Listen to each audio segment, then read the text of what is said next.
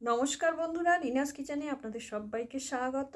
আজ আমি আপনাদের সঙ্গে শেয়ার করব ভাপা পিঠা রেসিপি। খুবই সহজে কিন্তু হয়ে যায় বন্ধুরা। আর এই ভাপা পিঠা আমি কিভাবে তৈরি করেছি আর কি কি উপকরণ ব্যবহার করেছি, সম্পূর্ণ ভিডিওটা দেখতে থাকুন। আর ভিডিওটা ভালো লাগলে অবশ্যই একটা লাইক করবেন আর চ্যানেলটা সাবস্ক্রাইব করে পাশে থাকবেন। দেখতেই পাচ্ছেন পিঠেটা কত সুন্দর রেডি হয়েছে, খেতেও দুর্দান্ত হয় বন্ধুরা এই পিঠেটা। এইভাবে একবার অন্তত এই শীতে ভাপা পিঠে বানিয়ে দেখবেন, আমি আশা রাখছি আপনাদের ভীষণ ভালো লাগবে। এই ভাপা পিঠা বানানোর জন্য নারকেল আর চালের গুঁড়ো তো অবশ্যই লাগবে। চালের গুঁড়োটা আমি কেনা চালের গুঁড়াই ব্যবহার করেছি। আর দেখতেই পাচ্ছেন পিঠাটা কতটা সুন্দর রেডি হয়েছে বন্ধুরা। আর ভিডিওটা যদি ভালো লাগে বন্ধুরা অবশ্যই একটা লাইক করবেন আর চ্যানেলটা সাবস্ক্রাইব পাশে থাকবেন। আর এইভাবে ভাপা পিঠা তৈরি করে বাড়িতে অবশ্যই খাবেন। আর আমি আশা রাখছি আপনাদের ভীষণই ভালো লাগবে। দেখতেই পাচ্ছেন এই ভাপা পিঠার মধ্যে এইরকম গুড় দিয়ে, পাতলা গুড়, যে ঝোলা গুড় এখন বাজারে পাওয়া যায়, সেই গুড় দিয়ে খেলে কিন্তু অসাধারণ লাগবে খেতে। আর তার জন্য আমি নিয়ে নিয়েছি 2 কাপ আটা, চালের গুঁড়ো। এটা বাজার থেকে কেনা গুঁড়ো নিয়েছি, আপনারা চাইলে বাড়িতেও চাল ভিজিয়ে রেখে গুঁড়ো করে নিতে পারেন। আর নিয়ে নিলাম স্বাদ অনুসারে লবণ, দিয়ে ভালো করে মাখিয়ে নিচ্ছি। আর নিয়ে নিয়েছি 1 কাপ জল। জলটা একদম হালকা গরম জল নিয়েছি, দেখতেই পেলেন আঙুলটা চুবানো যায়, একদম খালি হালকা গরম। খালি এখন শীতকাল তো জলটা খুবই ঠান্ডা থাকে, সেই ঠান্ডা ভাবটা যাতে না থাকে সেইভাবে জলটাকে হালকা গরম করে নিতে হবে। আর নিয়ে অল্প অল্প এই চালের গুঁড়োর মধ্যে অল্প অল্প জল ছিটিয়ে চালের গুঁড়োটাকে কিন্তু এইভাবে মাখিয়ে নিতে হবে। তবে এটা কিন্তু কোনো ডোয়ের মতন হবে না, এটা ঝুরঝুরেই থাকবে। মাখাটা কিন্তু খুবই গুরুত্বপূর্ণ। এইভাবে অল্প অল্প জলের ছিটা দিয়ে মেখে নিতে হবে। একেবারেই কিন্তু বেশি করে জল দেওয়া যাবে না বা একেবারেই শুকনো রাখা যাবে না।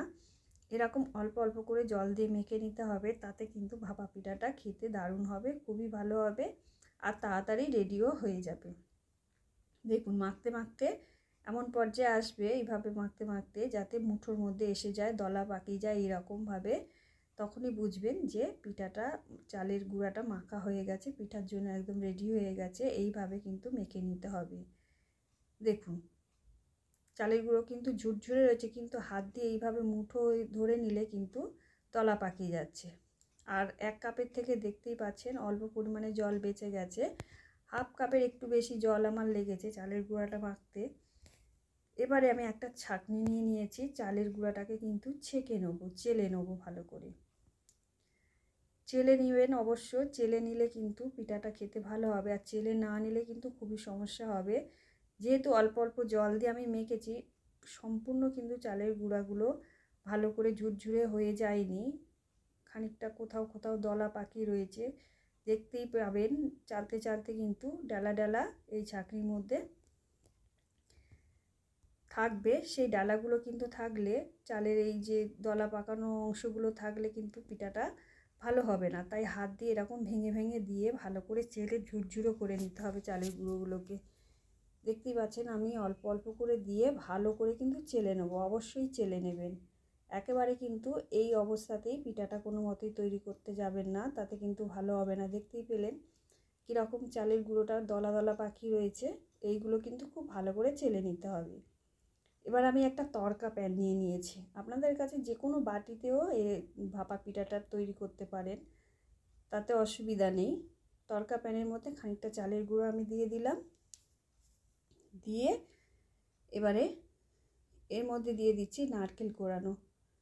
আগে থেকেই আমি একটা নারকেল কুড়িয়ে রেখেছিলাম, সেই নারকেল থেকে অল্প করে দিয়ে দিলাম ছড়িয়ে ওপর থেকে। আর দিয়ে দিচ্ছি চিনি, 1 টেবিল চামচ মতন চিনি দিয়েছি। আপনারা আপনাদের স্বাদ অনুসারে চিনিটা ব্যবহার করবেন, চিনির পরিবর্তে গুঁড়ো ব্যবহার করতে পারেন। আবারও দিয়ে দিলাম আমি ওপর থেকে চালের গুঁড়ো, দিয়ে নারকেলটাকে আর চিনিটাকে ঢাকা দিয়ে দিলাম। তবে ঝোলা গুড় কিন্তু এর মধ্যে ব্যবহার করা যাবে না, যেহেতু আমার কাছে শক্ত ডেলা গুড়টা নেই, সেই কারণে আমি খানিকটা বাতাসা এর মধ্যে ভেঙে দিয়ে দিচ্ছি, কালারটা ভালো আসবে, গুড়ের মতনই লাগবে দেখতে। তাই আপনাদের কাছে যদি ডেলা গুড়টা থাকে তাহলে সেই গুড়টাকে ভালো করে ভেঙে নেবেন বা গ্রেটার দিয়ে গ্রেট করে নিয়ে এইভাবে ওপর থেকে ছড়িয়ে দেবেন, তাতে কিন্তু ভাপা পিঠাটা খেতে দারুণ হবে। আর দিয়ে দিলাম খানিকটা নারকেল কোড়ানো ওপর থেকে, নারকেল কোড়া আর বাতাসাটা দিয়ে দিলাম। বাতাসাটা দেওয়ার জন্য কালারটা ভালো আসবে, মনে হবে যেন গুড় ব্যবহার করেছি, তবে আমার কাছে নেই গুড়, ডেলা গুড়টা আমার কাছে কিন্তু ঝোলা গুড়টা রয়েছে। ঝোলা গুড় দিলে কিন্তু এই ভাপা পিঠাটা রেডি করা যাবে না, তাই আমি আর দিলাম না। এবারে ওপর থেকে আবারও চালের গুঁড়ো দিয়ে ভালো করে, তবে খুব বেশি চাপা যাবে না, কিন্তু চেপে চেপে দিলে ভাপা পিঠাটা ভালো মতন সিদ্ধ হবে না। এইভাবে হালকা আলতো করে, একটু আলতো করে চেপে দেব আমি, খুব বেশি চাপবো না। আর উপর থেকে সমান করে দিচ্ছি চালের গুঁড়ো দিয়ে।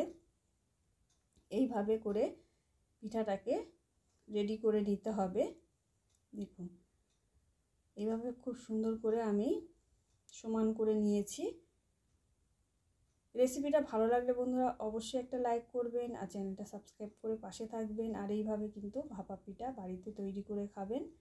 এবার একটা আমি সাদা কাপড়ের টুকরো নিয়ে নিয়েছি, দেখুন, নিয়ে এর মধ্যে কিন্তু আমি উল্টিয়ে দেব আস্তে করে। খুবই আস্তে কিন্তু কাজটা করতে হবে, খেয়াল রাখতে হবে পিঠাটা যাতে ভেঙে না যায়। এইভাবে উল্টিয়ে দেবো আস্তে করে। দেখুন এবার আস্তে করে আমি তড়কা প্যানটাকে তুলে নেবো। দেখতেই পেলে কত সুন্দর আছে। এবারে এইভাবে আস্তে করে মুড়ে নিলেই হয়ে যাবে, অসুবিধা হবে না। এইভাবে মুড়ে নিয়ে একটা গামলার মধ্যে, ছোট গামলার মধ্যে আগে থেকেই আমি জল গরম করতে বসিয়ে দিয়েছিলাম। আর এই পিঠাটা একটা ছাঁকনির উপরে দিয়ে ঢাকা দিয়ে আমি প্রায় 5 মিনিটের মতন রান্না করে নেবো। লো ফ্লেমে রেখে দেবো, আস্তে আস্তে এই ভাপেতে সিদ্ধ হয়ে যাবে। এইভাবে সিদ্ধ করে নিতে হবে। দেখুন এটা কিন্তু সামনের দিকটা সিদ্ধ করে নিয়েছি, এটা কিন্তু উল্টিও একবার সিদ্ধ করে নেবেন। পিছনের দিকটা, দুদিকটা ভালো করে ভাপ দিয়ে নিলে তবেই কিন্তু পিঠাটা ভালো করে রেডি হবে। তবে একটু সময় লাগবে, যতক্ষণ না সিদ্ধ হয় ততক্ষণ কিন্তু পিঠাটাকে সিদ্ধ করে নিতে হবে। আবার আমি একটা তৈরি করে দেখিয়ে দিচ্ছি। দেখুন এইভাবে 2-3 মিনিটে কিন্তু এই পিঠা রেডি হবে না, একটুখানি সময় লাগবে। সময় নিয়ে আর এইভাবে দুটো কাপড় নেবেন, সাদা কাপড়ের টুকরো নিলে একটা রেডি করে নেবেন, নিয়ে তারপরে আরেকটা হতে দেবেন। একটা যখন হয়ে যাবে সেই কাপড়টা কিন্তু একবার ধুয়ে নেবেন জল দিয়ে। একই কাপড়ে দুবার করতে যাবেন না, তাহলে কিন্তু পিঠাটা ভালো হবে না। আর ভিডিওটা ভালো লাগলে অবশ্যই একটা লাইক করবেন আর চ্যানেলটা সাবস্ক্রাইব করে পাশে থাকবেন।